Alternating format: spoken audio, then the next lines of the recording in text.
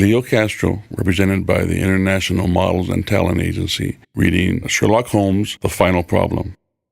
A few words may suffice to tell the little that remains. An examination by experts leaves little doubt that a personal contest between the two men ended, as it could hardly fail to end in such a situation, in their reeling over, locked in each other's arms.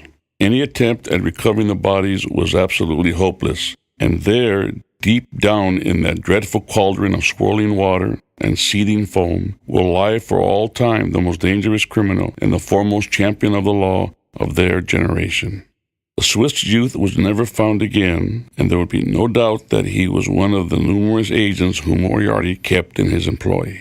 As to the gang, it will be within the memory of the public how completely that evidence which Holmes had accumulated exposed their organization, and how heavily the hand of the dead man weighed upon them. Of their terrible chief, few details came out during the proceedings, and if I have now been compelled to make a clear statement of his career, it is due to these injudicious champions who have endured to clear his memory by attacks upon him, whom I shall ever regard as the best and the wisest man whom I have ever known.